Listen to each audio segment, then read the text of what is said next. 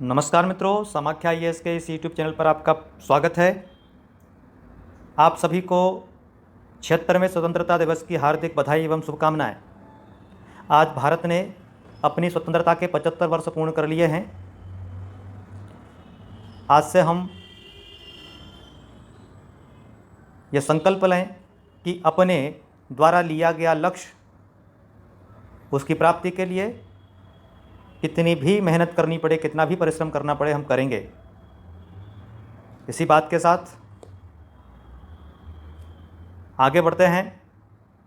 आप सभी से निवेदन है कि हमारे इस YouTube चैनल को सब्सक्राइब करें। लगातार मिलने वाली जानकारी को आप ग्रहण करने के लिए बेल आइकन दबाएं। वीडियो को लाइक और शेयर ज़रूर करें। आज से हम इस न्यूज़ एनालिसिस यानी समाचार विश्लेषण श्रृंखला को प्रारंभ कर रहे हैं। और समाचार विश्लेषण श्रृंखला में हम मुख्यतः दैनिक जागरण को आधार बनाएंगे। दैनिक जागरण का राष्ट्रीय संस्करण हमको वो सब कुछ उपलब्ध कराता है जो सिविल सेवा परीक्षा के लिए आवश्यक है। उसके आर्टिकल्स, उसका संपादकीय यानी एडिटोरियल जो हमको सही अप्रोच देता है, खबरों को प्रस्तुत करने का जो तरीका है वो हमको सकारात्मक दृष्टिकोण देता है। और साथ साथ में हमको लिखने की प्रैक्टिस यानी अभ्यास करते रहना है। हमारे साथ जुड़े रहिए। और हम आज यानी 15 अगस्त 2022 से इस श्रृंखला को लगातार चलाने का प्रयास करेंगे। और देश के माननीय प्रधानमंत्री श्री नरेंद्र मोदी जी की कोटेशन से शुरू करते हैं कि भारत को एक भारत श्रेष्ठ भारत के रूप में बढ़ावा देने के लिए राष्ट्रीय एकता को पोषित किया जाना चाहिए, क्योंकि एकीकृत राष्ट्र ही प्रगतिशील राष्ट्र है। राष्ट्र निर्माण के साथ हमारे युवाओं का भावनात्मक जुड़ाव स्थापित करने का यह सुनहरा अवसर है। एक भारत श्रेष्ठ भारत की बात कही है, और एक भारत श्रेष्ठ भारत तभी बन सकता है जब हमारे देश के लोग एकता का अनुभव करें, एकता के लिए व्यवहार करें, एकता और समरसता के लिए जिएं और मरें। आगे बढ़ते हैं। आज़ादी के यानी स्वाधीनता के यात्रा के अहम पड़ाव कौन कौन से रहे हैं, इसके बारे में पेपर में दिया हुआ। 1857 से लेकर के 1947 तक। 1857 का प्रथम स्वतंत्रता संग्राम, और वहाँ से लेकर के जिसको कई लोग सैनिक विद्रोह कहते हैं, लेकिन वास्तव में एक क्रांति थी, क्योंकि पूरे देश को लगभग इस क्रांति ने स्वतंत्रता के लिए खड़ा कर दिया था। 1929 में पहली बार पूर्ण स्वतंत्रता की मांग भारतीय राष्ट्रीय कांग्रेस के द्वारा स्वीकार की गई, और भारतीय राष्ट्रीय कांग्रेस के लाहौर अधिवेशन में 26 जनवरी 1930 को प्रथम स्वतंत्रता दिवस मनाने का संकल्प लिया गया। और 26 जनवरी 1930 को रावी के तट पर स्वतंत्रता दिवस मनाया गया। और उसी स्वतंत्रता दिवस को याद रखने के लिए 26 नवंबर 1949 को तैयार हुए हमारे संविधान को लागू करने की तिथि 26 जनवरी 1950 तय की गई। 1946 ब्रिटेन में लेबर पार्टी की सरकार बनती है। क्लीमेंट एटली प्रधानमंत्री बनते हैं, और वो सरकार फरवरी 1947 को यह घोषणा करती है कि जून 1948 तक ब्रिटिशर्स भारत में नहीं रहेंगे, अर्थात अंग्रेज भारत छोड़ करके चले जाएंगे। 1947 को ही ब्रिटिश भारत को दो हिस्सों में विभाजित किया जाता है। इंडिया इंडिपेंडेंस एक्ट 18 जुलाई 1947 को संसद में यानी ब्रिटेन की संसद में बनकर के तैयार होता है, और भारत को 14 अगस्त 1947 को विभाजन झेलना पड़ता है। उसी की स्मृति में भारत सरकार ने विभीषिका स्मृति दिवस मनाने का निर्णय लिया है पिछली साल से। भारत में बहुत सारी रियासतें थी, देसी रियासतें, जिनको एकीकरण का एक बड़ा काम था। लगभग 562 रियासतें आज़ादी के समय थी। उनमें से केवल 3, जूनागढ़, हैदराबाद और जम्मू कश्मीर, जो भारत में स्वतंत्रता से पहले विलय नहीं हुई, उनको स्वतंत्रता के बाद विलय कराया गया। हैदराबाद, जूनागढ़, हैदराबाद में सेना द्वारा शक्ति प्रदर्शन के द्वारा, और जूनागढ़ में जनमत संग्रह के द्वारा एकीकरण हुआ। जबकि जम्मू कश्मीर में राजा हरि सिंह के द्वारा अक्टूबर 1947 में विलय पत्र पर हस्ताक्षर करके भारत का हिस्सा बना। और हमको पता है तब से ये यात्रा लगातार चलती आ रही है। हमने बहुत सारे स्वतंत्रता के बाद प्रगति के पड़ाव देखे हैं। ये खबर हमको बता रही है किस प्रकार से हम कहाँ थे और अब हम कहाँ पहुँच गए हैं, हमने कितनी प्रगति की है। हम प्रति व्यक्ति आय कितनी थी हमारी उस समय जब हम 1950 में नए नए गणतंत्र बन रहे थे, हम जब स्वतंत्र हुए थे, हमारी स्थिति कहाँ थी और आज हम कहाँ पहुँच गए। 1950 में प्रति व्यक्ति आय 265 रुपये थी, जो आज 1,50,326 रुपये है। इतना अंतर आ गया है। इसमें 1950 के कुछ वस्तुओं के मूल्य दिए गए हैं, कीमत दी गई है, और उसको खरीदने में प्रति व्यक्ति आय के हिसाब से कितना समय लग सकता था और आज कितना समय लगेगा, ये तुलनात्मक अध्ययन किया हुआ है। 1950 में कोडक ब्राउनी रेफ्लेक्स कैमरा जो होता था वो 44 रुपये का आता था, और उसे खरीदने के लिए एक व्यक्ति को 2 महीने तक काम करना होता था, यानी प्रति व्यक्ति के आय के हिसाब से। आजकल मिड रेंज स्मार्टफोन जो है वो 10,000 के आसपास अच्छे स्मार्टफोन आ जाते हैं, और उनको ख़रीदने के लिए हमको 24 दिन ही काम करना है। फिलिप्स रेफ्रिजरेटर 1,600 रुपये का आता था, उसके लिए हमको 5 साल 8 महीने काम करना होता था, और आज जो रेफ्रिजरेटर है वो 10,000 रुपये के लगभग की कीमत का आता है, और उसके लिए केवल 24 दिन काम करना है। ऐसे ही सोफ़ा सेट की बात हुई है। ये बहुत ज़्यादा इंपॉर्टेंट फिगर्स नहीं हैं, लेकिन ये हमको बताता है कि किस प्रकार से हमने प्रगति की है। हमको छोटी छोटी चीज़ों के लिए जद्दोजहद करनी पड़ती थी, लेकिन अब हम सहजता से उन चीज़ों को खरीद रहे हैं, उनका उपभोग भी कर रहे हैं। आगे बढ़ते हैं। 7.5 दशक यानी 75 साल में हमने कौन कौन से कदम बढ़ाए हैं, कैसे कैसे हम आगे बढ़े हैं अलग अलग क्षेत्र में। 1950 को हमारा संविधान लागू हुआ, हमको पता है, और वो संविधान लागू होने के बाद पहली बार 1952 में लोकसभा के चुनाव हुए, और उस समय 17 करोड़ लोगों ने मतदान किया था। 1954 में भाभा परमाणु रिसर्च सेंटर, यानी हम संविधान लागू होने के 4 साल में ही हम परमाणु ऊर्जा को पहचान लिया, और हमने परमाणु ऊर्जा के उपयोग के लिए एक रिसर्च सेंटर बनाया जो मुंबई के उपनगर ट्राम्बे में स्थित है, जिसको परमाणु ऊर्जा संस्थान कहते हैं। अभी उसका नाम बदल करके भाभा परमाणु रिसर्च सेंटर रखा गया है, क्योंकि इसकी स्थापना होमी जहांगीर भाभा ने ही की थी। और हम इस संयंत्र के माध्यम से परमाणु ऊर्जा उत्पादन से लेकर उसका शांतिपूर्ण प्रयोग तक सुनिश्चित करते हैं। 1974 में हमने पहला परमाणु परीक्षण किया, और इस परमाणु परीक्षण का नाम था स्माइलिंग बुद्धा, जो राजस्थान के पोखरण में ही हुआ था 18 मई 1974, और इसने भारत को परमाणु शक्ति संपन्न देश बनाया। लेकिन उस समय की कुछ परिस्थितियों कारण से हम इसको घोषित नहीं कर पाए। 1975 में देश का पहला उपग्रह आर्यभट्ट सफल रूप से प्रक्षेपित हुआ, अंतरिक्ष में छोड़ा गया। ये स्वदेशी उपग्रह था। इसको रूस के बेल्गोग्राड लॉन्च स्टेशन से लॉन्च किया गया, और इसका नाम भारत के महान खगोलविद आर्यभट्ट के नाम पर रखा गया, और इसकी लागत लगभग 3 करोड़ रुपए आई थी। 1984 अंतरिक्ष में राकेश शर्मा नामक व्यक्ति 2 रूसी अंतरिक्ष यात्रियों के साथ गए और भारत का नाम रोशन किया। और उस समय की प्रधानमंत्री ने राकेश शर्मा जी से पूछा, यानी इंदिरा गांधी जी ने राकेश शर्मा जी से पूछा कि अंतरिक्ष से भारत कैसा दिखाई देता है, तो राकेश शर्मा जी का कहना था, सारे जहां से अच्छा हिंदुस्तान हमारा। और उन राकेश शर्मा जी को अशोक चक्र से सम्मानित किया गया। 2001 में हमने तेजस बनाया।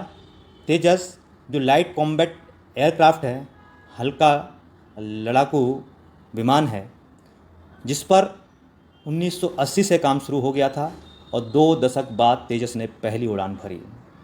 गौरव का क्षण था। 2008 में हमने चंद्रयान पर अपने पहले ही प्रक्षेपण में, यानी पहले प्रयास में ही चंद्रयान के द्वारा चंद्रमा की कक्षा में प्रवेश कर लिया, और ये भारत की इसरो की बहुत बड़ी उपलब्धि थी। 2013 में जो असंभव सा लगने वाला कार्य था, मंगलयान के द्वारा मंगल ग्रह पर पहुंचना, 2013 में हमने मंगल मिशन को मंगलयान के द्वारा मंगल पर पहुंच करके 2014 में जो कक्षा में स्थापित हुआ मंगल की, और वहां से मंगल ग्रह की जानकारी दी, और भारत विश्व का चौथा देश बन गया जो मंगल ग्रह पर पहुंचा, और सबसे कम कीमत में और सबसे कम प्रयास, यानी पहले प्रयास में ही मंगल की यात्रा हमने की। 450 करोड़ रुपए मात्र लगा करके, जो अमेरिका, रूस और यूरोप के कई देशों से बहुत कम है, यानी हॉलीवुड की एक फिल्म जितने में बनती है उतने में हम मंगलयान पर पहुंच गए हैं। मंगल मिशन मूवी भी आई है, हम सब ने देखी होगी। 2016 में 3 महिलाएं बनी लड़ाकू विमान पायलट, यानी भावना कंठ, अवनी चतुर्वेदी और मोहना सिंह। लड़ाकू विमान चलाने वाली पहली महिला विमान चालक बनी, पहली बार शामिल किया गया। ये महिला सशक्तिकरण का एक अद्भुत उदाहरण है। 2017 में इसरो ने 104 उपग्रहों को प्रक्षेपित करके इतिहास रच दिया, यानी इसके आसपास भी कोई नहीं। 104 में से 101 उपग्रह सब विदेशी थे। ये इसरो का, जिसको कहते हैं कॉमर्शियल प्रक्षेपण, अद्भुत था, क्योंकि अभी तक रूस की अंतरिक्ष एजेंसी के नाम पर 37 उपग्रह भेजने का रिकॉर्ड था, जिसे 104 उपग्रह भेज करके हमने तोड़ा। और इससे पहले इसरो ने मात्र 23 उपग्रह एक साथ भेजे थे। 2022 देश को दूसरा एयरक्राफ्ट कैरियर मिला, जिसका नाम है विक्रांत, और यह एयरक्राफ्ट 74% स्वदेशी तकनीक से बना है। और भारत आज रक्षा क्षेत्र में, अंतरिक्ष क्षेत्र में आत्मनिर्भर बनने की ओर अग्रसर है। आगे बढ़ते हैं। विभाजन विभीषका स्मृति दिवस 15 अगस्त 1947 के स्वाधीनता के उल्लास जब मनाया जा रहा था, उस समय कुछ लोग ही नहीं, बहुत सारे लोग, लाखों लोगों का इधर से उधर जाना, उधर से इधर आना, यानी भारत से जो नए बना, भारत से विभाजित होकर के बने पाकिस्तान की ओर जा रहे थे लोग, वहाँ से यहाँ बड़ी संख्या में आ रहे थे। लोगों की मार काट, ट्रेनों में आना, आकर के भी उनको ठीक से भोजन पानी रहने की व्यवस्था नहीं होना, यह विभाजन की विभीषिका थी। इसकी दर्द, इसकी पीड़ा सभी भारतवासियों को झकझोर देती है, रोंगटे खड़े कर देती है। मानव इतिहास में इतना बड़ा रक्त रंजित विभाजन कभी नहीं हुआ, इतना रक्त रंजित विस्थापन कभी नहीं हुआ जितना 14 अगस्त को हुआ। ये बंटवारा केवल देश का भौगोलिक सीमा का बंटवारा नहीं था, ये बंटवारा था भावनाओं का, ये बंटवारा था रिश्तों का, ये बंटवारा था दिलों का। इसीलिए विभीषिका का दर्द आज भी देशवासियों के हृदय में, उसके हृदय के तंतुओं को झकझोर देता है। इसीलिए भारत सरकार को इस दिवस को विभाजन विभीषिका स्मरण दिवस, स्मृति दिवस के रूप में मनाने पर मजबूर किया है। क्योंकि जो देश, जो समाज अपना इतिहास भूल जाता है, वो समाज मिटने की तरफ आगे बढ़ जाता है। इसीलिए विभाजन विभीषिका दिवस हर वर्ष अब मनाया जाएगा। उस समय के जो दर्दनाक हादसे हैं वो लोगों को बताए जाते हैं, और उनसे हम आगे भविष्य में इस प्रकार की कोई घटना न हो, ऐसा संकल्प लेकर के और अपने काम में लगते हैं। भारत को विकसित राष्ट्र बनाने की ओर अग्रसर होते हैं। आगे बढ़ते हैं। 14 अगस्त की शाम को, यानी स्वतंत्रता दिवस की पूर्व संध्या पर राष्ट्रपति जी का उद्बोधन हर बार होता है। इस बार देश की पहली जनजातीय महिला राष्ट्रपति द्रौपदी मुर्मू जी के द्वारा देश को संबोधित किया गया, और उसमें भी एक भारत श्रेष्ठ भारत की कल्पना को साकार करने के लिए संकल्प के रूप में लोग आगे बढ़ें, इसके लिए प्रेरित किया गया। उन्होंने कहा कि देश का आर्थिक विकास और अधिक समावेशी होता जा रहा है और क्षेत्रीय विषमताएं कम हो रही हैं। उन्होंने कहा अपने उद्बोधन में कि 2047 जब हम आज़ादी का 100वां वर्ष मना रहे होंगे, उस समय स्वतंत्रता सेनानियों के सपनों का भारत हम उनको दे सकें, ऐसा हमें संकल्प करना चाहिए। उन्होंने 15 नवंबर को मनाए जाने वाले जनजातीय गौरव दिवस का भी उल्लेख किया। 15 नवंबर यानी भगवान बिरसा मुंडा का जन्मदिवस, जिसे भारत सरकार ने जनजातीय गौरव दिवस के रूप में घोषित किया है। भारत के वनों में रहने वाले वनवासी बंधु, जनजाति बंधु, जिन पर किसी का ध्यान नहीं जाता था, ऐसे लोगों ने भी भारत की स्वतंत्रता में कंधे से कंधा मिलाकर, कहीं कहीं पर तो जो मुख्य धारा का समाज तथा हम जिसको बोलते हैं, उससे आगे बढ़ चढ़ करके हिस्सा लिया। और जिनमें आज कई लोगों के नाम, चाहे वो बिरसा मुंडा जिनके नाम पर, जिनके जन्मदिवस पर जनजाति गौरव दिवस मनाते हैं, उनके अलावा सीताराम राजू, गुरु गोविंद, इनके अलावा पूरा इतिहास जो हमारा आधुनिक भारत का स्वतंत्रता संग्राम का इतिहास है, वो जनजातीय बंधुओं, जनजातीय संघर्ष, जनजातीय विद्रोह के नाम से कई सारे विद्रोह हुए हैं। भारतीय इतिहास में हम पढ़ते हैं उनको। भील विद्रोह, ज्वाल विद्रोह, नायक विद्रोह, कोल्हापुर का विद्रोह, संताल विद्रोह, इन सब लोगों, सब विद्रोहों में जनजाति बंधुओं का विशेष योगदान है। पूर्वोत्तर भारत के तो असंख्य, जिनकी हमें गिनती भी हमें पता भी नहीं है, नीम के पत्थर बन गए। ऐसे लोगों ने अंग्रेज़ों से लगातार संघर्ष किया। हम यहाँ कहें कि सर्वप्रथम जनजाति बंधुओं ने, वनवासी बंधुओं ने ही अंग्रेज़ों के साथ संघर्ष करना शुरू किया है, यानी उनको सशस्त्र विद्रोह के लिए मजबूर किया, सशस्त्र संघर्ष के लिए मजबूर किया, वो जनजाति बंधु ही थे। उन्होंने आज़ादी के जश्न को भारतीयता का उत्सव बताया। राष्ट्रपति महोदय ने विभाजन विभीषिका स्मृति दिवस के उद्देश्य को स्पष्ट किया। उन्होंने कहा कि सामाजिक सद्भाव, मानव सशक्तिकरण और एकता को बढ़ावा देना ही विभाजन विभीषिका स्मृति दिवस का उद्देश्य है। उन्होंने सरकार की योजनाओं को बताते हुए कहा किस प्रकार से भारत आत्मनिर्भरता की तरफ बढ़ रहा है। उन्होंने गरीबों के लिए आवास, यानी प्रधानमंत्री आवास योजना के बारे में, हर घर जल योजना के बारे में, उन्होंने डिजिटल इंडिया, राष्ट्रीय शिक्षा नीति, इन सभी विषयों का उल्लेख करते हुए भारत को अगली औद्योगिक क्रांति के लिए तैयार करने की ओर संकेत किया। उन्होंने विश्व को भारत द्वारा दिया गया लोकतंत्र का उदाहरण दिया। उन्होंने बताया कि विश्व के कई सारे देश, कई सारे विद्वान भारत में लोकतंत्र की सफलता को लेकर के संदेह में थे, लेकिन भारत ने साबित किया है, उसने सिद्ध किया है कि किस प्रकार से भारत का लोकतंत्र मजबूत होता गया है। उसने लोकतंत्र की वास्तविक क्षमताओं को विश्व को बताया और दुनिया ने इसी लोकतंत्र के द्वारा भारत को विकसित होते देखा है। ऐसी बात हमारे राष्ट्रपति महोदय ने कही, राष्ट्रपति महोदया ने कही। इन सब बातों का सार यही निकलता है कि भारत 100 साल जब पूरे होंगे आज़ादी के, तब तक विश्व का नेतृत्व कर रहा होगा। अगली खबर पर चलते हैं। छूट मुक्त कर व्यवस्था की समीक्षा वित्त मंत्रालय करेगा, यानी ये हमारे जीएस पेपर 3 का पार्ट है। टैक्सेशन, टैक्स सिस्टम, कर व्यवस्था और छूट मुक्त, यानी जिसमें कोई छूट नहीं हो।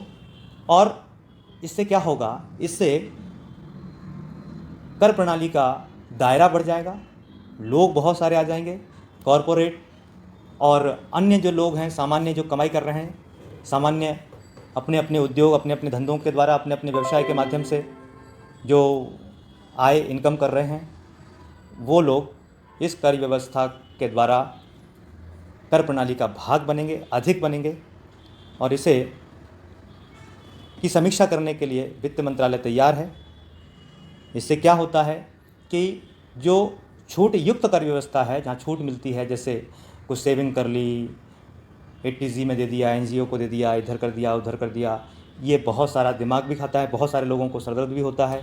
और इसमें एक जो टैक्स का पैसा है वो भी ज़्यादा लगता है, टैक्स का परसेंटेज ज़्यादा होता है। तो छूट मुक्त कर व्यवस्था को सुलभ बनाने के लिए लोग उसमें ज़्यादा उसको ऑप्ट करें, उसके लिए सरकार जो है छूट मुक्त कर व्यवस्था का प्रावधान कर रही है और इसको 1 फरवरी 2020 से लागू किया गया है। लोगों का रुझान इसकी तरफ बढ़ रहा है और इसमें जो स्लैब हैं वो 2.5 लाख रुपए तक कोई कर नहीं देना है। 2.5 से 5 लाख रुपए तक जो राशि होगी उस पर 5% का टैक्स लगेगा। 5 लाख से 7.5 लाख रुपए तक जो राशि है उस पर 10%, 7 से 10 लाख तक उस पर 15%, 10 लाख से 12.5 लाख रुपए की आय है उस पर 20% और 12.5 से 15 लाख रुपए की उस पर 25% और 15 लाख रुपए से अधिक की आय पर 30% टैक्स यानी कर लगता है इस छूट मुक्त कर व्यवस्था के अंतर्गत। तो कई ऐसे बंधु अब लगातार देश में हो रहे हैं जो इस प्रकार की व्यवस्था को चाह रहे हैं। आगे बढ़ते हैं। राकेश झुनझुनवाला एक बड़ा नाम भारतीय उद्योग जगत में, जिनको बिग बुल ऑफ इंडिया भी कहते थे, उनका निधन कल हो गया है। उस पर भारत के प्रधानमंत्री और अन्य गणमान्य लोगों ने शोक व्यक्त किया है। उनकी एयरलाइन जिसका नाम आकाशा एयर है, इसमें अभी हाल ही में उन्होंने इन्वेस्ट किया था। उनका जन्म 5 जुलाई 1960 को हैदराबाद में हुआ था। उनके पिता Radheshyam Jhunjhunwala income tax officer थे, इनकम टैक्स कमिश्नर थे, और उन्हीं के माध्यम से उन्होंने शेयर बाज़ार को सीखा, शेयर बाज़ार को जाना। झुनझुनवाला ने 1985 में मात्र 5,000 रुपये की निवेश से शुरुआत की थी और 2018 तक यह निवेश 11,000 करोड़ रुपए का हो गया था। आज उनकी नेटवर्थ जो थी वो करीब 40,000 करोड़ रुपए की थी। तो ऐसे राकेश झुनझुनवाला बड़ा नाम, जिनका जाना देश के उद्योग जगत के लिए एक झटका था। इस खबर में ऊपर छोटा सा कॉलम दिया गया है, उसमें बताया गया है कि 15 अगस्त के दिन और कौन से देश जो है वो स्वतंत्र हुए थे। पहला बहरीन 1971 को ब्रिटेन से आज़ाद हुआ, 15 अगस्त 1971। दक्षिण कोरिया 15 अगस्त 1945 को जापान से स्वतंत्र हुआ। कांगो 15 अगस्त 1960 को फ्रांस से स्वतंत्र हुआ। तो भारत के अलावा 3 देश, बहरीन 15 अगस्त 1971 ब्रिटेन से, दक्षिण कोरिया 15 अगस्त 1945 जापान से, और कांगो 15 अगस्त 1960 को फ्रांस से स्वतंत्र हुए। आगे बढ़ते हैं। लोगों में जगे स्व की प्रेरणा।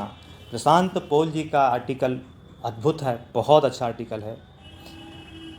उन्होंने बताया किस प्रकार से 15 अगस्त 1947 को भारत में स्वतंत्रता मिली और स्वतंत्रता के बाद आज हम उस स्थिति में नहीं पहुंच पाए जिस स्थिति में हमको पहुंचना चाहिए था।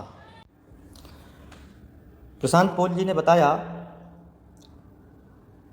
उन्होंने एक इजराइल की घटना के बारे में बताया कि इजराइल 14 मई 1948 को देश बना, हजारों सालों के बाद। और 14 मई 1948 के बाद जब वहाँ प्रश्न आया कि इजराइल की राष्ट्रभाषा क्या हो, तो निर्णय लिया गया कि हिब्रू, जो कि 2-3 हज़ार साल से कहीं कोई बोली नहीं जाती थी। बहुत कम लोग थे हिब्रू बोलने वाले, लेकिन उन्हें तय कर लिया कि जीव जो है वो हिब्रू ही बोलेंगे और हिब्रू ही इजराइल की राष्ट्रीय भाषा बनेगी। उन्होंने इसका एक अच्छा तरीका निकाला कि हिब्रू कैसे लोग सीखेंगे।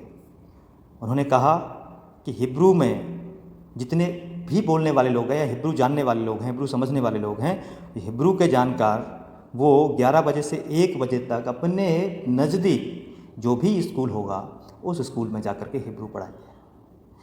और जो बच्चे स्कूल में पढ़ रहे होंगे वो घर आकर के शाम के समय प्रतिदिन 7 से 8 बजे के बीच में अपने माता पिता को, अपने आस पड़ोस के लोगों को, बुजुर्गों को हिब्रू सिखाएंगे।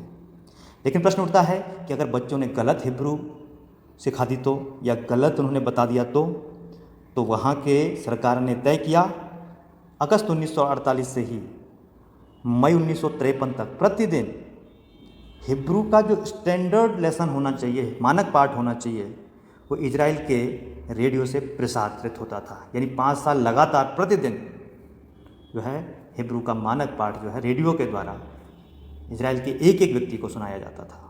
और आपने परिणाम देखा कि मात्र 5 साल में ये अभियान बंद हो गया। क्यों? क्योंकि इजराइल के सभी लोग हिब्रू के रूप में, हिब्रू के भाषा के रूप में हिब्रू को जानने लगे, समझने लगे, लिखने लगे, यानी हिब्रू के जानकार हो गए। 100% हिब्रू साक्षर लोग इजराइल के हो गए मात्र 5 साल में। ये जीवटता, ये जिजीविसा, ये स्वाभिमान का प्रश्न है।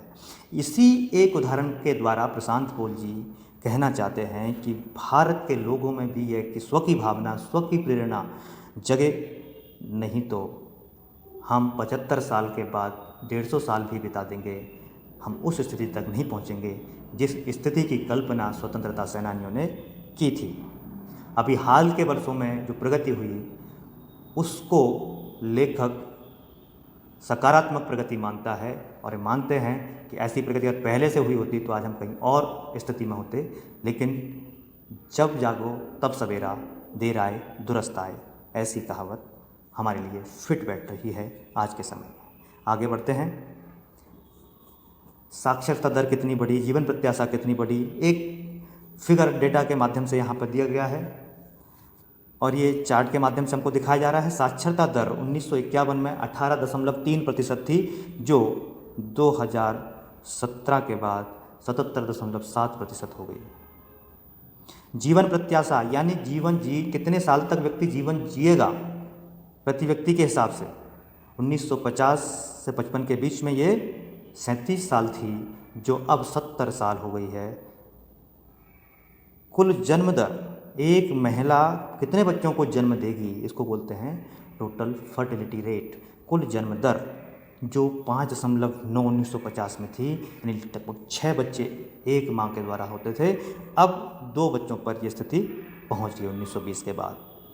शिशु मृत्यु दर, इन 1000 जन्मे बच्चों में कितने बच्चे मृत्यु को प्राप्त हो जाते हैं, तो ये संख्या 1950 में 181 थी, जो कि 2020 के बाद 27 रहेगी। तो ये हमने प्रगति की है। हमने अपने हेल्थ सेक्टर को यानी स्वास्थ्य क्षेत्र में प्रगति की है, हमने शिक्षा क्षेत्र में प्रगति की है। इसके कारण से ये परिणाम हमारे सामने देखने को मिल रहे हैं। लेकिन एक गंभीर संकट है हमारे देश के सामने, वो है भ्रष्टाचार का। तो भ्रष्टाचार के आंकड़ों के द्वारा बताया गया है, ये बहुत ही मुझे सुंदर, बहुत अच्छा ये आर्टिकल लगा, ये खबर लगी, क्योंकि ये एनालिसिस आपको पूरा ऐसे तैयार करा देता है भ्रष्टाचार के ऊपर। अगर आप इसको ठीक से समझ लेते हैं, इसका विश्लेषण कर लेते हैं, आप एक निबंध अच्छा इस पर लिख सकते हैं।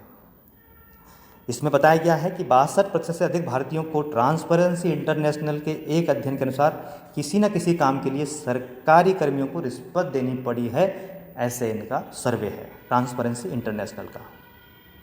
50% से अधिक भारतीयों को सीधे तौर पर या किसी जानकार के माध्यम से काम कराने के लिए सरकारी बाबुओं को रिश्वत देनी पड़ी है।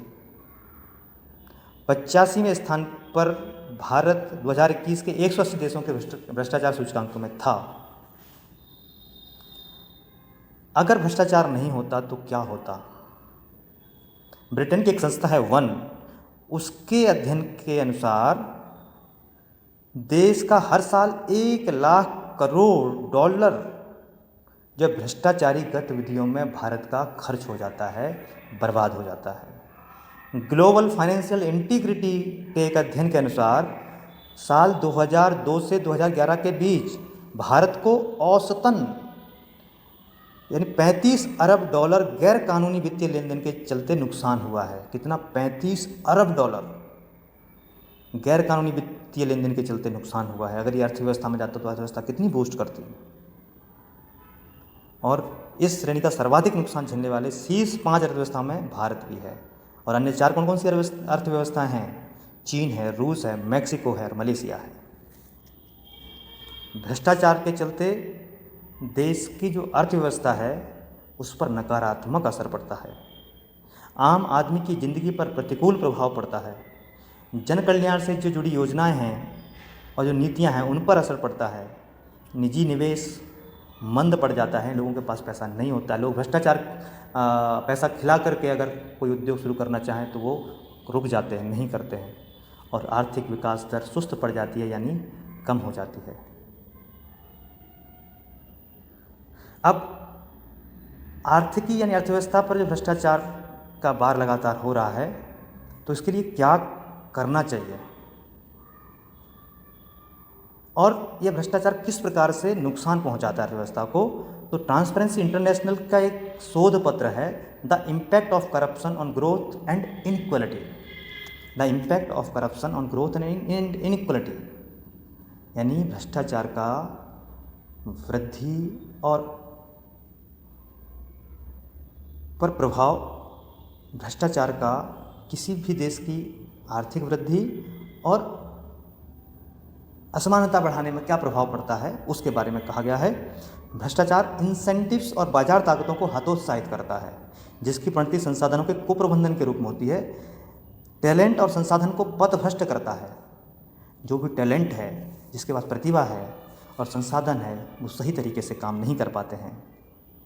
ये उत्पादन की लागत को बढ़ाता है, मुनाफे की कमी को कम करता है। संसाधनों की गुणवत्ता में, जैसे किसी को अगर आपने कोई उद्योग स्थापित किया है और आपने किसी को पैसा देना है, तो आप स्वाभाविक रूप से अगर आपके का जो उत्पाद है, आपका जो प्रोडक्ट है, उसको आप कम करेंगे ताकि भ्रष्टाचार का पैसा निकालेंगे तो वहीं से, है ना। तो उत्पाद भी आपका कमज़ोर हुआ, साथ साथ में आपके मुनाफे में भी कमी हुई। क्यों हुई? क्योंकि आपने अपनी मेहनत से सब कुछ किया और वो आपने पैसा किसको दिया? किसी एक व्यक्ति को। और जो पैसा फालतू आता है वो अन्यथा जो अनावश्यक चीज़ें उन पर खर्च होता है। संसाधनों की गुणवत्ता में कमी लाकर या निवेश की उत्पादकता को घटा देता है। संसाधनों की गुणवत्ता में कमी, स्वाभाविक रूप से जैसा मैंने अभी बताया। अकुशलता को बढ़ावा मिलता है, यानी अगर किसी सिफारिश के द्वारा, रिश्वत के द्वारा, भ्रष्टाचार के माध्यम से कोई व्यक्ति किसी जॉब में चला जाता है और उस लायक नहीं है, तो अकुशलता को स्वाभाविक रूप से बढ़ावा मिल जाता है और संसाधनों की बर्बादी स्वाभाविक रूप से उस व्यक्ति के ऊपर होगी ही। भ्रष्टाचार का नकारात्मक असर सिर्फ देश की आर्थिकी पर नहीं पड़ता, राजनीतिक और सामाजिक आयामों पर भी पड़ता है। व्यक्ति की मानसिकता उस प्रकार की बन जाती है, व्यक्ति अपनी सभी संभावनाओं का दोहन नहीं करता है, अपनी पूर्ण क्षमताओं से काम नहीं कर पाता है, जो करना चाहता है वो भी नहीं करता है। इसीलिए भ्रष्टाचार एक बड़ी बाधा है आर्थिक विकास में के साथ साथ राजनीतिक और सामाजिक माहौल के लिए भी। आगे बढ़ते हैं। अद्भुत आर्टिकल है प्रोफेसर भगवती प्रकाश जी का, जो one of the best analyst हैं, विश्लेषणकर्ता हैं अर्थव्यवस्था के संबंध में। अद्भुत है, इनको कई बार हमने प्रत्यक्ष सुना है और यूट्यूब पर इनके वीडियो उपलब्ध हैं, उनको सुना है। और अद्भुत लिखा है उन्होंने, किस प्रकार से तुलना की है अलग अलग देशों की, एक एक लाइन में सार छुपा हुआ है। उन्होंने सबसे पहले बताया कि एक ब्रिटिश आर्थिक इतिहासकार हुए हैं एंगस मैडिसन, उन्होंने 1500 तक विश्व की कुल उत्पादन में भारत का अंश 34% रहा है, ऐसा बताया है। और स्वाधीनता के बाद 40 वर्ष तक जो समाजवादी नीतियां चली, जो लाइसेंस राज चला, उसके कारण से आर्थिक प्रगति बड़ी धीमी रही, ये भी बताया। इसके उपरांत उन्होंने 1991 के जो उदारीकरण हुआ, जो विदेशी निवेश आना हुआ, यानी एलपीजी, जिसको लिबरलाइजेशन, प्रोपेटाइजेशन और ग्लोबलाइजेशन कहते हैं, उससे भी क्या हुआ, बहुराष्ट्रीय कंपनियां जो मल्टीनेशनल कंपनीज थी, उनका नियंत्रण हमारे देश पर बढ़ता गया। उन्होंने आंकड़ा दिया कि भारत विश्व की जनसंख्या का 17.6% धारण करता है, यानी विश्व की जनसंख्या का 17.6% भारत के पास है। और भारत की जो मैन्युफैक्चरिंग है, यानी विनिर्माण क्षेत्र है, उसमें भागीदारी मात्र 3% है, जबकि चीन जो है वो उसकी भागीदारी 28.4% विनिर्माण क्षेत्र में है। जापान विश्व का मात्र 1.6% जनसंख्या धारण करता है, लेकिन वहाँ का जो मैन्युफैक्चरिंग हिस्सेदारी है वो है 10%। पिछले 8 वर्षों में जो अर्थव्यवस्था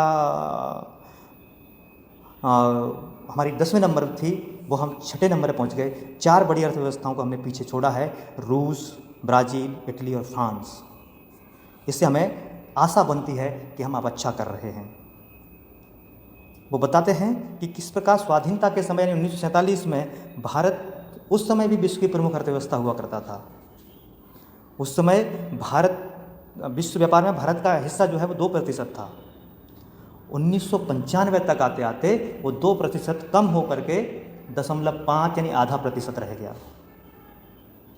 लेकिन अब हम पुनः अग्रसर हो रहे हैं, आगे बढ़ रहे हैं, और अभी की स्थिति में हम 1.71% यानी 1.5% से अधिक पर पहुंच गए हैं। 1947 में इंग्लैंड पर हमारा 1400 करोड़ रुपए का बकाया था, इंग्लैंड ने हमसे ले रखा था, उस समय वो चुकाने की स्थिति में नहीं था।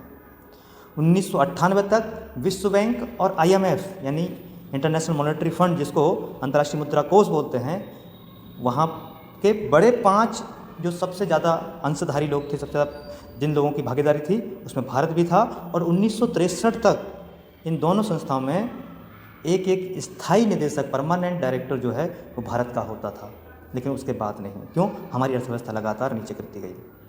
1947 में बताया कि डॉलर की कीमत मात्र 3.5 रुपये थी, लेकिन हमने 1949 में, 1966 में, 1991 में जो मुद्रा का अवमूल्यन किया है, डिवैल्यूएशन ऑफ करेंसी मनी किया है, करेंसी की है हमने अपनी, उसका ही परिणाम है कि आज डॉलर 80 रुपये हो गया है। 1948 और 1956 की जो औद्योगिक नीति थी, उन औद्योगिक नीति ने 40 प्रमुख उद्योगों को केवल और केवल सरकार के लिए रिजर्व रख दिया, आरक्षित रख दिया था। और शेष उद्योगों के लिए भी 1991 में बने औद्योगिक विकास व विनियम अधिनियम के माध्यम से कई सारे प्रतिबंध उन पर लगा दिए थे। इसी को लाइसेंस राज कहा जाता है। बहुत सारे प्रतिबंध उन पर लग गए थे, इसके लिए ये कागज़ चाहिए, उसके लिए वो कागज़ चाहिए। आप दुकान भी खोलते हो तो उसके लिए भी लाइसेंस की ज़रूरत है। 1947 से 1981 के बीच 30,000 करोड़ रुपए का लोहा इस्पात हमको आयात करना पड़ा, जबकि हमारे देश में पर्याप्त मात्रा में आयरन ओर है।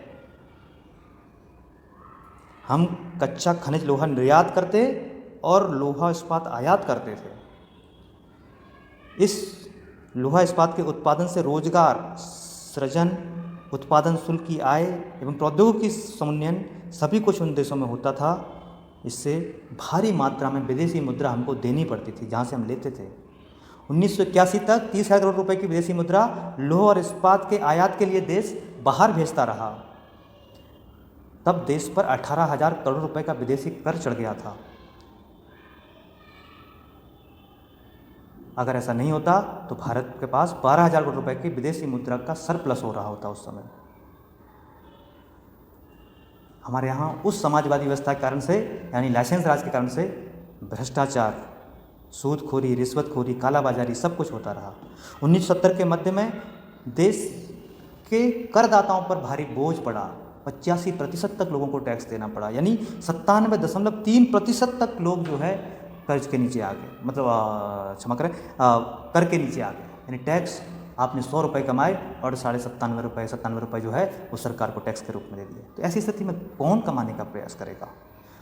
1991 का जो उदारीकरण हुआ उससे पूंजी निवेश को बढ़ावा देते चले गए हम, और इसका परिणाम यह हुआ कि आज देश के उत्पादन तंत्र का 2/3 से भी अधिक हिस्सा जो है वो विदेशी कंपनियों के हाथ में चला गया। देश अब तक 3G, 4G प्रौद्योगिकी, solar panel, lithium battery, computer hardware आदि के लिए आयातों पर निर्भर रहा। लेकिन आशा है इनको भी क्या कि अब हमारे देश में 5G टेलीकॉम टेक्नोलॉजी, बायोमेडिकल उपकरण उत्पादन, क्वांटम कंप्यूटिंग, आर्टिफिशियल इंटेलिजेंस,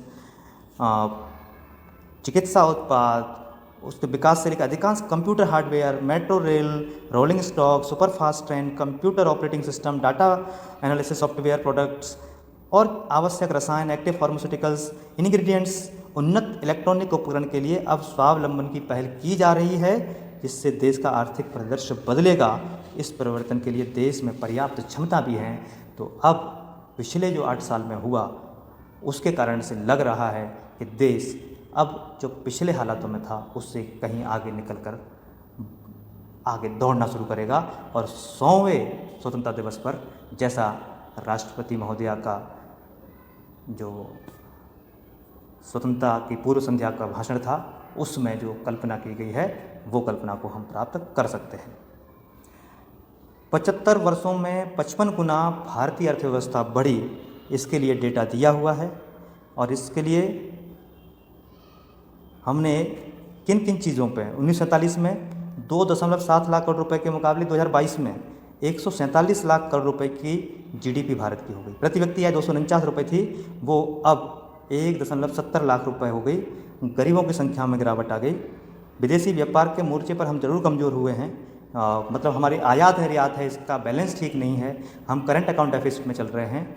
यानी 1951 में भारत का आयात था 1.27 अरब डॉलर का, निर्यात था 1.26 अरब डॉलर का। मात्र 0.01% जो है वो हम अतिरिक्त देते थे।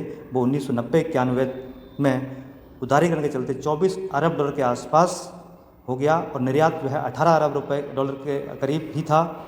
2002 तक आयात 50 अरब डॉलर के आसपास पहुंच गया, जबकि निर्यात 44 अरब डॉलर पर रह गया। और 21-22 में देश का कुल निर्यात 417 अरब डॉलर पहुंच गया और आयात बढ़कर 610 अरब डॉलर हो गया। यानी हम एक्सपोर्ट कम कर रहे हैं, चीज़ें इंपोर्ट ज़्यादा कर रहे हैं, हमारा आयात बढ़ रहा है। इसीलिए हमको यहाँ पर आत्मनिर्भर भारत बनाने की आवश्यकता है। हम ज़्यादा निर्यात करें, जिसके लिए हमने रुपए का मूल्यन किया है, उस लक्ष्य को तो हम कम से कम प्राप्त करें। आंकड़ा दिया हुआ है 1966 से पहले देश की औसत विकास दर जो है वो 4% थी, से भी कम थी। 1991 के उदारीकरण के बाद 2002 तक ये 5.5% रही। 2002 के बाद देश की औसत विकास दर 7.1% रही और 1991 से अब तक GDP में 9 गुना और लोगों को आमदनी में 5 गुना वृद्धि हुई है, ऐसे आंकड़े कहते हैं। पंचवर्षीय योजनाओं ने हमारे देश की कायाकल्प की है। अब हम पंचवर्षीय योजनाओं से बाहर आकर के 3 प्रकार की योजनाएं, अल्पकालीन, मध्यकालीन यानी मध्यावधि योजनाएं, अल्पावधि योजनाएं और दीर्घावधि योजनाओं के रूप में हम अब बढ़ रहे हैं। हम आज देश के दुनिया के 5वें सबसे बड़ी मुद्रा भंडार हमारे पास है। 1947 में हमारे पास 1 अरब डॉलर का विदेशी मुद्रा भंडार था, जो 1991 में $40 के लिए 46.91 टन सोना हमको गिरवी रखना पड़ा था, हमको सबको पता है, तभी हम LPG सुधार लाए थे। और 2022 में हम $600 के आसपास विदेशी मुद्रा भंडार अपने पास रखते हैं, जो विश्व का 5वां सबसे बड़ा विदेशी मुद्रा भंडार है। गरीबों की संख्या घटी है। दुनिया के तीसरे सबसे बड़ा स्टार्टअप इकोसिस्टम हमारे यहाँ है। हम स्टार्टअप के माध्यम से लगातार हर साल जो है यूनिकॉर्न पैदा कर रहे हैं। आज विश्व में सर्वाधिक यूनिकॉर्न जो है वो भारत में है। देश में इस समय करीब 105 यूनिकॉर्न है, जिनका कुल वैल्यूएशन जो है $338.50 का है।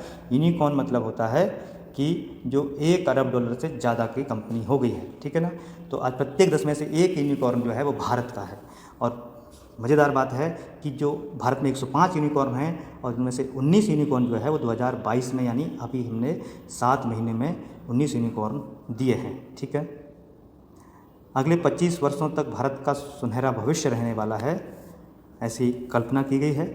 2047 $40 ट्रिलियन की अर्थव्यवस्था बनने का विज़न हमने रखा है। हम अभी कह रहे 2025 तक 5 ट्रिलियन की अर्थव्यवस्था बनेंगे और 2047 तक 40 ट्रिलियन की अर्थव्यवस्था होंगे। 25 वर्षों में ऊर्जा और रक्षा क्षेत्र में आत्मनिर्भर बनने का हमारा लक्ष्य है। 2030 तक बायो इकोनॉमी $300 के आसपास होगी। 2050 तक दुनिया की दूसरी सबसे बड़ी अर्थव्यवस्था भारत बन सकता है। 1.75 लाख करोड़ तक रक्षा उत्पादन पहुंचाने का लक्ष्य अगले 3 वर्षों में है। 2025 तक निजी उपभोक्ता बाजार 4 गुना होने का अनुमान है। अंतर्राष्ट्रीय मुद्रा कोष का अनुमान है कि 2026-27 तक 5 लाख करोड़ रुपए पर भारत की अर्थव्यवस्था पहुंच जाएगी। 5 लाख करोड़ रुपए यानी 5 ट्रिलियन तक हम पहुंच जाएंगे। 2028 तक $1 ट्रिलियन के निर्यात का अनुमान है हमारा। और 2028 तक कई क्षेत्रों में 40% तक की वृद्धि का अनुमान लगाया गया है। प्रोडक्शन लिंक्ड इंसेंटिव यानी PLI और योजनाओं के जरिए मैन्युफैक्चरिंग यानी विनिर्माण को बढ़ावा देने के लिए सरकार लगातार प्रयास कर रही है। PLI यानी प्रोडक्शन लिंक्ड इंसेंटिव होता है, जो प्रोडक्शन से जुड़ा होता है। इंसेंटिव प्रोत्साहन जो सरकार देती है, इसको जो प्रोडक्शन कर रहा है उस कंपनी को, इंडस्ट्री को देती है। 2030 तक 6 करोड़ युवा श्रम बल में शामिल होंगे। इसके लिए रोजगार नौकरियां तैयार करनी होंगी भारत के लिए। ये कुछ कदम हैं जो उठाने की आवश्यकता है। यानी 2023 से 30 के बीच 9 करोड़ से ज़्यादा कृषि नौकरियां तैयार करनी होंगी। 8 से 8.5% की विकास दर के लिए शुद्ध रोजगार दर में 1.5% प्रति वर्ष बढ़ाने की जरूरत होगी। और जो हम बता चुके हैं 2030 तक 6 करोड़ युवा श्रम बल में शामिल होंगे, रोजगार या नौकरियां तैयार करनी होंगी। खास सुरक्षा के लिए कृषि क्षेत्र में विविधीकरण अपनाने की आवश्यकता है। और अगले वर्ष के अंत तक 27 लाख प्रशिक्षित कामगारों की आवश्यकता होगी। इसको पूरा करने के लिए प्रशिक्षित कामगार तैयार करने होंगे, यानी हमें स्किल्ड लेबर की आवश्यकता है।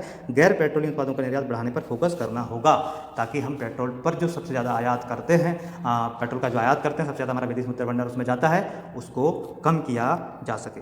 ये भी एक ऐसे का पूरा मटेरियल हमारे पास अर्थव्यवस्था और आगामी क्या कर सकते हैं इसके लिए तैयार था। संयुक्त किसान मोर्चा ने नहीं भेजा अपने सदस्यों के नाम, यानी MSP पर जो कृषि मंत्रालय के द्वारा बनाई गई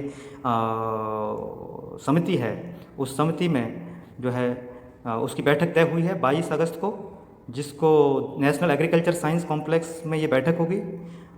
इस समिति को जो है 18 जुलाई को घोषित किया गया था, और जिसमें नीति आयोग के रमेश चंद, CAPC के वरिष्ठ सदस्य नवीन P सिंह, किसान नेता चौधरी कृष्णवीर सिंह, प्रमोद चौधरी, गुनी प्रकाश, सैयद पाशा पटेल ये इसमें शामिल हैं। समिति की बैठक में कौन कौन से मुद्दे आएंगे उन पर, यानी कृषि लागत और मूल्य आयोग की अधिक स्वायत्ता देने पर समिति अपना सुझाव देगी। जो CP है यानी कृषि लागत और मूल्य आयोग है, वो उसको और कितनी ऑटोनॉमी देनी है इस पर सुझाव देगी। कृषि उपज की मार्केटिंग व्यवस्था को सुदृढ़ बनाने पर भी चर्चा होगी। घरेलू और निर्यात बाजार में किसानों को उनकी उपज के अधिकतम मूल्य दिलाने के उपायों के बारे में समिति सुझाव देगी। समिति को प्राकृतिक खेती, फसल विविधीकरण और लघु सिंचाई योजना को बढ़ावा देने पर भी अपने सुझाव देने हैं। प्राकृतिक खेती यानी जिसको हम नेचुरल एग्रीकल्चर कह रहे हैं,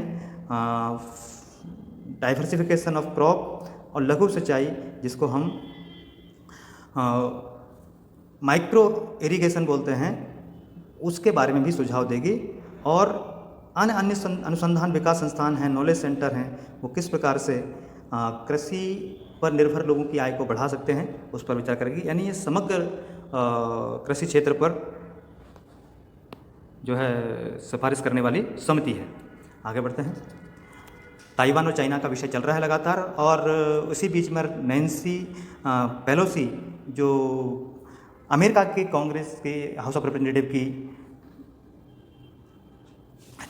चेयरपर्सन थी, अध्यक्ष थी। उनके जाने के बाद 5 सदस्यीय जो है अमेरिकी सांसद जो है वो ताइवान पहुंच रहे हैं। और ताइवान में किस बारे में बात करने वाले हैं? ताइवान में अमेरिकन इंस्टीट्यूट है, उसने कहा है कि 5 सदस्यीय प्रतिनिधिमंडल जो है उसका नेतृत्व मैसाचुसेट्स के डेमोक्रेट सैन एड मार्के कर रहे हैं। और उन्होंने कहा अमेरिका ताइवान संबंधों, क्षेत्रीय सुधार, व्यापार, निवेश और अन्य मुद्दों पर चर्चा के लिए ये वरिष्ठ नेताओं से मुलाकात करेगा यह दल। और ताइवे में सोंगसन हवाई अड्डे पर इनका जो हवाई जहाज वो उतरा। और बीजिंग, अब ऐसा लग रहा है कि ताइवान के मुद्दे पर चीन कम्युनिस्ट पार्टी द्वारा एक श्वेत पत्र जारी किया गया है और उसमें कहा गया है कि बीजिंग ताइवान को अपने अंदर मिलाने का, उसका एकीकरण करने का, जिसको उसने पुनः एकीकरण कहा है, सशस्त्र पुनः एकीकरण करने के लिए मजबूर होगा, उसके लिए बल प्रयोग करेगा, जिसको आर्म्ड री इंटीग्रेशन कहा गया है। उधर ताइवान कह रहा है कि हम भी अपनी रक्षा के लिए क्षमताएं बढ़ाएंगे और जो ताइवान स्टेट है वहाँ पर जो है रक्षा व्यवस्था उसको मजबूत करेंगे और चीन की दादागिरी को नहीं सहेंगे। शांति और स्थिरता बनाए रखने के लिए सभी पक्षों को संयम बरतने, तनाव कम करने और यथास्थिति बदलने के लिए एक तरफा कार्रवाई के लिए आह्वान किया गया है। तो इससे लग रहा है कि कुछ शांति हो सकती है, लेकिन कभी भी कैसी भी स्थितियाँ बन सकती हैं ताइवान के साथ में, हमको ध्यान रखने की आवश्यकता है। INS सतपुड़ा जो है भारत का कोई भी विमान वाहक पोत जो है वो जो है अमेरिका के कैलिफोर्निया के सैन डिएगो बंदरगाह जो है वहाँ पर पहुँच गया है। INS सतपुड़ा ये जो भारत का नौसैनिक युद्धपोत है वो 6 महादेशों 3 महासागरों की लंबी दूरी के अभियान पर भेजा गया था और इसको स्वदेशी रूप से डिजाइन किया गया है। 6000 ton guided missile stealth frigate तैनात हैं इस पर। हवा, सतह और पानी यानी एयर, अर्थ और वाटर तीनों के भीतर शत्रुओं की पहचान कर उनको नष्ट करने की इसमें क्षमता है। इसको देश की स्वतंत्रता के 75वीं वर्षगांठ के मौके पर लंबी दूरी के अभियान पर भेजा गया था और इस प्रकार का अभियान पहली बार भारत के द्वारा हुआ है। खेल में सर्वशक्तिमान बनता भारत, ये खेल के कुछ कब कौन कौन से खेल हुए हैं बहुत इंपॉर्टेंट हमारे लिए नहीं है, लेकिन आप इसको पढ़ लेना यहाँ रोक करके और इस पूरी खबर को आप अगर इंटरेस्टेड हैं तो पढ़ लेना। वंदे मातरम के बारे में बात की गई है। वंदे मातरम जो आनंद मठ से लिया गया है। वंदे मातरम जो गाया था इस गीत को आनंद मठ के अंदर, वो भावानंद सन्यासी ने, यानी जो हमारे बंकिम चंद्र चटर्जी जिन्होंने आनंद मठ लिखा, उन्होंने भावानंद सन्यासी के द्वारा इसको गवाया गया था। ये उपन्यास का एक भाग है। और 1896 में कांग्रेस के कलकत्ता अधिवेशन में पहली बार गुरु रविंद्रनाथ टैगोर ने इसको मंच से गाया था। 1901-1905 के अधिवेशन में चरणदास और सरला देवी चौधरी ने इसे गाया था। और इसको संगीतबद्ध जो किया है वो पंडित विष्णु दिगंबर पुलस्कर ने किया है। ये आपको फोटो इसमें दिख रहा है पंडित विष्णु दिगंबर पुलस्कर जी का। उनके बाद दक्षिण रंजन सेन, दिलीप कुमार राय, पंडित ओंकारनाथ ठाकुर, केशवराव भोले, विष्णुपंत पाकिस्तान, मास्टर कृष्ण राव, हेमंत कुमार, MS सुब्बलक्ष्मी, लता मंगेशकर जैसे चोटी के कलाकारों ने इस गीत को गाया है। कुल मिला के ये है कि जो वंदे मातरम है वो वंदे मातरम भारतीयों की स्वतंत्रता का प्रेरणा स्रोत बन गया और ये जन जन की आवाज़ बन गया।